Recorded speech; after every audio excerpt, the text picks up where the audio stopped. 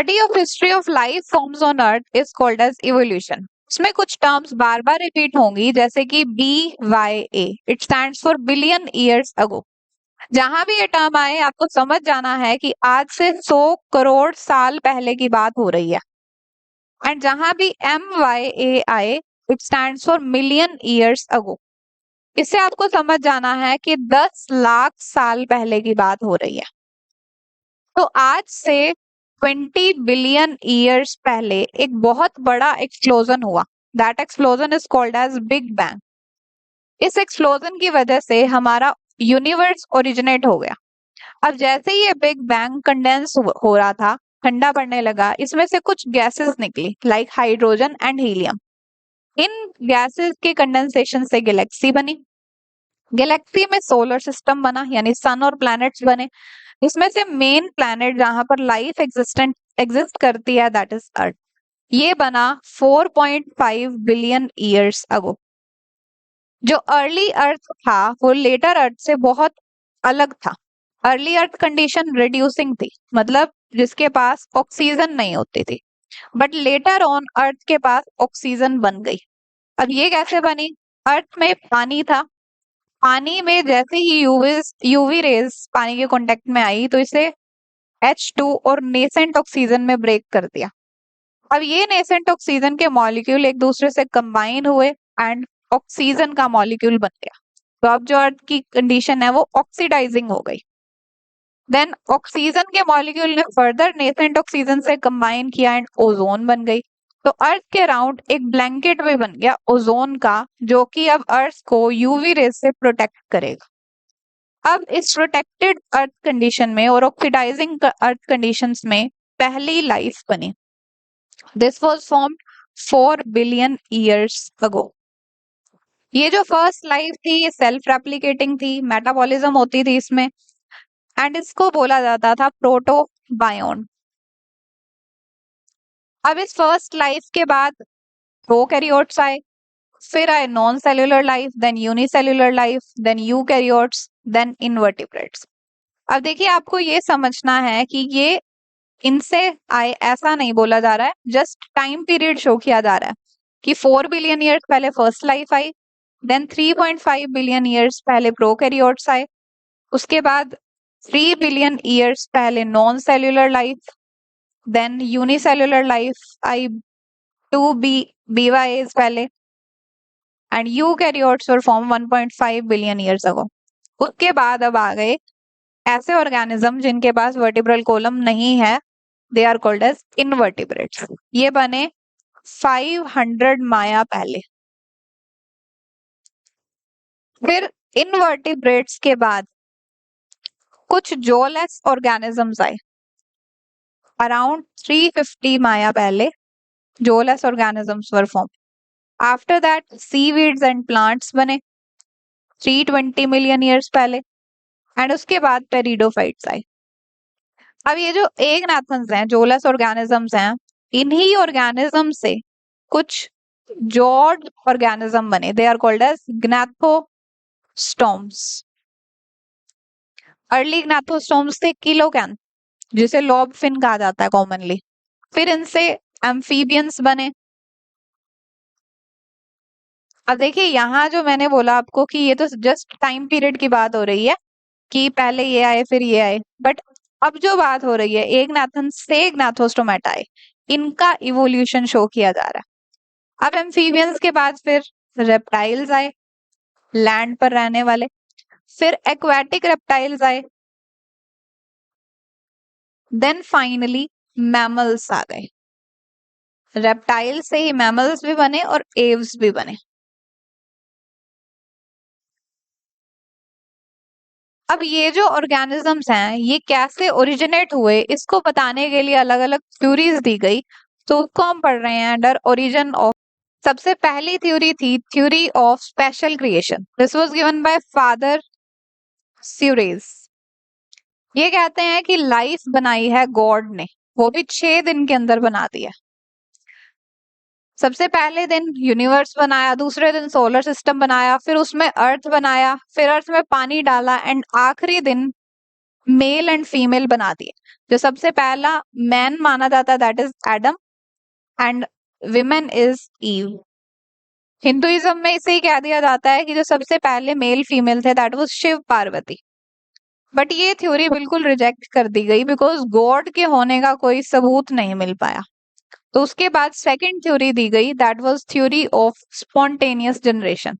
ये कहती है कि जो लिविंग थिंग्स हैं या लाइफ है that is originated from non living things, यानी ए बायो जेनेसिस के बारे में ये बात करती है। ए bio means non living and genesis generation, so generation of life from non living things.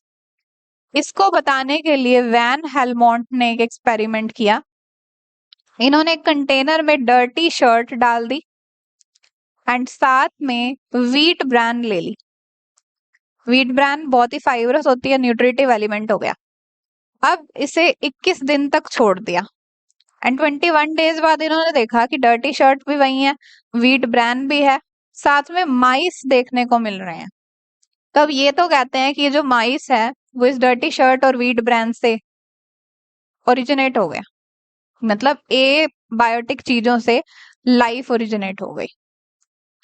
अब इसी ए बायोजेनेसिस को देखने के लिए फिर एक और एक्सपेरिमेंट किया गया under this same theory and that experiment was done bye Reddy. तो इसीलिए इसको बोला जाता है रेड्डीज एक्सपेरिमेंट। इस एक्सपेरिमेंट में क्या किया गया, 3 कंटेनर्स लिए गए, बीकर्स ली गई, उसमें फ्लैश डाल दिया, कुक्ड फ्लैश डाल दिया। जो फर्स्ट कंटेनर था उसे अनसील्ड छोड़ दिया, सेकंड कंटेनर को सील किया, पार्चमेंट मेम्ब्रेन लगा दी, that is a semi permeable membrane, and third container को सील किया बाय मसलिन क्लॉथ। अगेन ये भी सेमी परमिएबल है, यानी कुछ चीजों को अंदर एंटर करने देगा और कुछ को नहीं।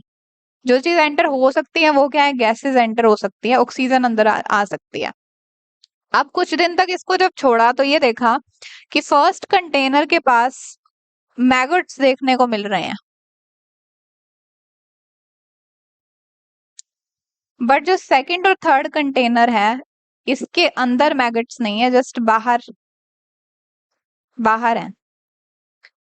तो अब इससे क्या पता चला, पहले तो देखिए what are maggots, these are larva of flies. इससे क्या पता चल रहा है कि जो फर्स्ट कंटेनर था वो अनसील्ड था, तो बाहर से फ्लाई ने आकर अपने एग्स ले किए होंगे, उस एग्स से लार्वास बन गए। बट सेकंड और थर्ड क्योंकि ये सील्ड थे तो अंदर से तो खुद से कुछ बन नहीं पाया, बट और बाहर से भी किसी ने आकर अपने एग नहीं ले किए, तो हमें कोई अंदर मैगट्स नहीं दिखे। तो इससे ये प्रूव होता है कि अपने आप से नॉन लिविंग थिंग से लाइफ नहीं बनती, लाइफ बाहर से कहीं आई थी। तो ये जो वैन हेलमोंट का एक्सपेरिमेंट था इसके लिए भी इन्होंने कहा कि जो माइस थे ये इन दोनों से नहीं बने थे, बल्कि वो बाहर से आकर इस कंटेनर में बैठ गए थे। सो यहां से एक टर्म दी गई that was omnis vivum ex ovo और vivo. It means life forms from pre existing life. ये जो मदर फ्लाइज थी उन्होंने लार्वास ले किए और वही लार्वा वही मैगट्स फिर डेवलप होकर बाहर निकल रहे थे। तो इससे क्या पता चल रहा है कि प्री एग्जिस्टिंग लाइफ से ही ये लाइफ बन रही है। बट जब ये सील कर दिए गए, अंदर कुछ नहीं था, तो इस नॉन लिविंग फ्लैश से कोई नई लाइफ नहीं बनी। तो ये स्टेटमेंट यहाँ पर प्रूव हो रही है। बट हमने तो ये देखना था कि लाइफ ओरिजिनेट कैसे हुई है। ये तो हमें पता लग रहा है कि पुरानी लाइफ से ही दोबारा और लाइफ बन रही है, बट जो फर्स्ट लाइफ थी वो कहाँ से आई वो हमें देखना है। तो अब ये जानने के लिए अलग अलग साइंटिस्ट ने और एक्सपेरिमेंटेशन की। नेक्स्ट एक्सपेरिमेंट जो कि एक और फेमस एक्सपेरिमेंट है दैट इज स्पेलांजिनीज एक्सपेरिमेंट। इन्होंने राउंड बॉटम फ्लास्क ली, 2 राउंड बॉटम फ्लास्क ली, उसमें ब्रॉथ ऐड कर दी। ब्रॉथ इज सूप, सूप है यानी न्यूट्रिटिव एलिमेंट है अगेन। तो अब इसको क्या किया, हीट करना स्टार्ट किया। इस एक फ्लास्क को इन्होंने सील कर दिया एंड दूसरी फ्लास्क को अनसील्ड छोड़ दिया। तो कुछ टाइम बाद देखा कि इसमें माइक्रो ऑर्गेनिजम्स मिले, माइक्रोब्स मिले, बट यहां पर माइक्रोब्स नहीं मिले। बिल्कुल वही कंडीशन होगी, जहां पर सीलिंग कर दी वहां से बाहर से कुछ आया नहीं और अंदर जो माइक्रोब्स थे उसको हमने हीट करके किल कर दिया। और यहाँ क्योंकि बाहर से माइक्रोब्स एंटर हो गए तो हमें माइक्रोब्स दिख गए। सो अगेन ये भी प्रूव करता है कि life comes from pre existing life. But again the question is from where the first life originated. Next experiment was done by a very famous scientist that is Louis Pasteur and इस experiment को बोला जाता है pastures experiment. इसमें इन्होंने दो round bottom flask ली। इस round bottom flask के अंदर इन्होंने ब्रॉथ ऐड कर दी, ब्रॉथ ऐड कर दी। अब ये जो पहली राउंड बॉटम फ्लास्क है इसे यहां से हीट किया। हीट होने के बाद ये कुछ इस तरह से दिखेगी। ये जो इसकी नेक है वो ऐसे बेंड हो जाएगी। इस राउंड बॉटम फ्लास्क को अब बोलेंगे स्वैन नेक्ड। हंस के गले जैसे ये बेंड हो गई है। तो ये तो हो गया केस 1। इसमें हमने swan necked round bottom flask ली एंड जो ब्रॉथ है इसे हमने बॉयल किया। बट जो केस 2 लिया, सेकेंड राउंड बॉटम फ्लास्क ली, उसे ना तो हमने स्वैन नेक बनाया ना ही सील किया और ब्रॉथ को हमने बॉयल भी नहीं किया। तो कुछ टाइम बाद, कुछ दिनों बाद हमने देखा कि यहाँ से इसके पास मैगट्स देखने को मिलेंगे। और जो ये केस 1 वाली राउंड बॉटम फ्लास्क है इसके पास मैगट्स देखने को नहीं मिलेंगे। अब ऐसा क्यों हुआ? क्योंकि जो सेकेंड राउंड बॉटम फ्लास्क थी ये बेंड नहीं थी, तो डायरेक्ट फ्लाइज ने डायरेक्ट अपने लार्वाज इसमें एग्स लेकर दिए। उन एग्स ने इसका नरिशमेंट कंज्यूम किया ब्रॉथ का और मैगट्स बन गए। ये मैगट्स इसके अराउंड दिख रहे हैं। बट केस 1 में क्या किया, इसकी बेंडिंग की वजह से एग्स ले नहीं हो पाए तो वो मैगट्स नहीं दिखेंगे यहाँ पे। एंड जो यहाँ पर ब्रॉथ थी उस ब्रॉथ को हम बॉयल कर रहे हैं लगातार।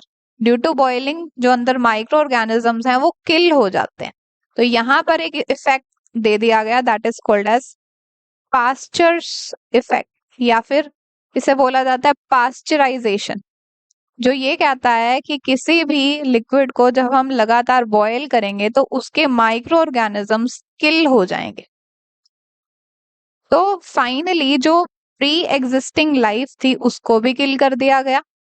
जब उसे किल कर दिया गया और जो और प्री एग्जिस्टिंग लाइफ एंटर कर सकती है जहां से, उस चीज को भी हमने बंद कर दिया बाय बेंडिंग ऑफ दिस। तो हमने देखा कि न्यू लाइफ ओरिजिनेट नहीं हो पाई। बट जब हमने ना तो किलिंग की ना ही इसकी सीलिंग की तो ये लाइफ ओरिजिनेट हो रही है। तो ये अब का प्रूव कर देता है कि ओमनिस वाइवम एक्स ओवो और vivo, life originate from pre existing life. But again question वही रह जाता है कि फर्स्ट लाइफ कहाँ से आई, ये अभी भी नहीं पता चला। सो नेक्स्ट थ्योरी दी गई, थ्योरी ऑफ पेंसपर्मिया। ये थ्योरी एस्ट्रोनॉमर्स ने दी। उन्होंने कहा कि जो दूसरे प्लैनेट्स हैं वहां से कुछ प्रोटोप्लाज्मिक स्पोर्स आए अर्थ पर। ये हमारा अर्थ है, अर्थ पर ये प्रोटोप्लाज्मिक स्पोर्स एंटर हुए और यहाँ पर फिर वाटर के अंदर ये ग्रो कर गए, फाइनली लाइफ बन गई।